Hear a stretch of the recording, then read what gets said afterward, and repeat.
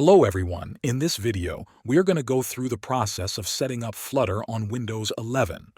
The first step is to open your web browser. In the search bar on Google, type the word Flutter and press the Enter key. From the search results, find the official site, which is flutter.dev, and click on it. Once you are on the Flutter homepage, look for the option that says Get Started and select it. Since we are using Windows, choose the Windows option. Then, under Platforms, select Desktop. Scroll down until you see the section that says Install the Flutter SDK. Here, you will find a download link for a zip file. Click on the download link. The zip file is about 1 GB in size, so the download might take a few minutes depending on your internet speed.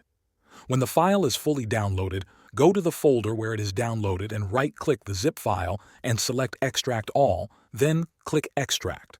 This will unpack the Flutter folder. Once the files are extracted, open the folder to check that everything is there. Now, copy the entire Flutter folder. Go to your C drive. Here, never place it in Program Files.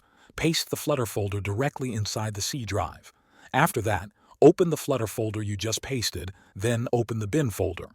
At the top of the window, copy the full path shown. Next, we need to set up the environment variables. Click the Start button and type environment variables.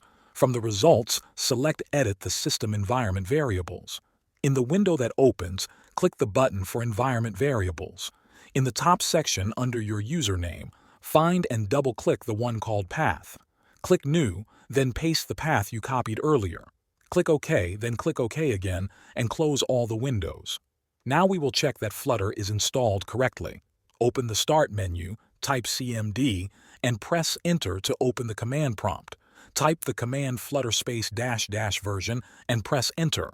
If you see version information displayed on the screen, that means Flutter has been successfully installed on your system. Thanks for watching.